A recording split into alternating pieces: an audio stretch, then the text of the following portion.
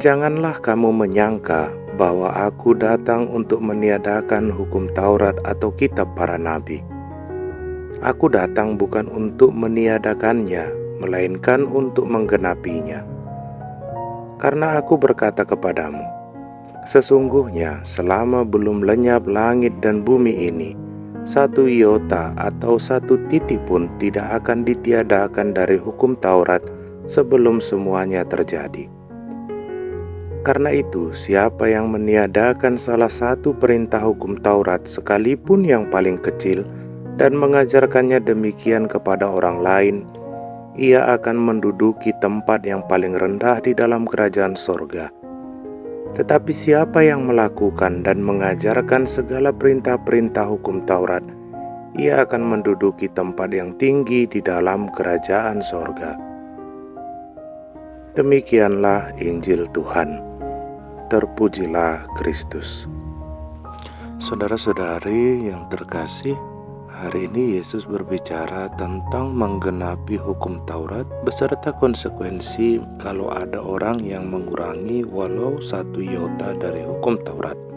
Kata menggenapi dalam bacaan hari ini bermakna perwujudan, bukan genap dan ganjil seperti pada bilangan, seolah-olah hukum Taurat yang 10 itu bukan bilangan genap.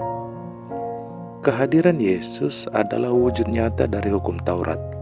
Hidup, ajaran, dan karya Yesus adalah wujud konkret bagaimana seharusnya hukum Taurat itu dilaksanakan di dalam kehidupan kita setiap hari.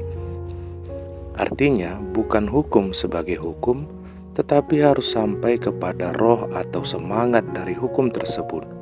Bukan sebatas boleh dan tidak, tetapi ada semangat atau roh yang harus dipahami setiap orang di balik hukum Taurat itu sendiri. Dan semangat itu adalah cinta kepada Allah dan kepada sesama. Nah, saudara-saudariku terkasih, terkait dengan hukum, maka ada 4 tipe manusia. Tipe pertama, keras soal hukum pada dirinya sendiri dan keras pada orang lain.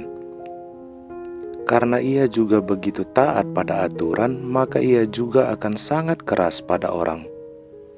Contoh, kalau aturannya masuk ke gereja jam 8 pagi, maka jenis manusia tipe pertama ini akan tepat waktu. Nah, bahayanya ketika ada yang terlambat, maka ia bisa akan sangat marah dan menganggap orang yang terlambat tersebut sudah sangat fatal kesalahannya. Bahkan ia tidak segan-segan juga mengatakan bahwa yang terlambat itu adalah orang yang berdosa.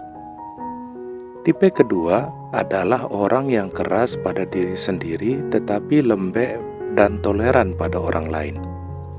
Orang dengan tipe demikian biasanya akan mudah memaklumi kalau ada yang terlambat, karena ia sadar bahwa ia tidak mungkin memaksa orang lain menjadi seperti dirinya.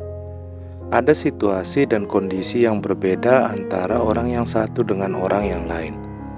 Orang tipe demikian biasanya akan sering dianggap tidak tegas, terlalu lembek, dan tidak cocok menjadi pemimpin. Tipe ketiga, lembek pada diri sendiri tetapi keras pada orang lain.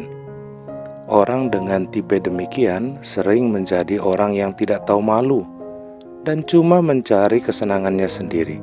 Ia akan dengan mudah memaafkan dirinya sendiri kalau ia melanggar suatu aturan. Bahkan cenderung ia memperlembek aturan kalau berhubungan dengan dirinya sendiri.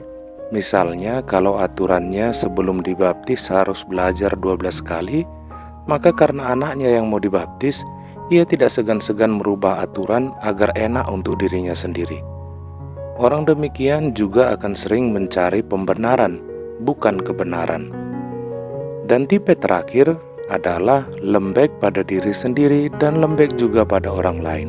Orang dengan tipe ini sebenarnya tidak memerlukan aturan, karena semua bisa diatur, asal kita sama-sama senang. Nah, saudara-saudariku yang terkasih, kita tipe yang bagaimana? Mari kita renungkan. Amin.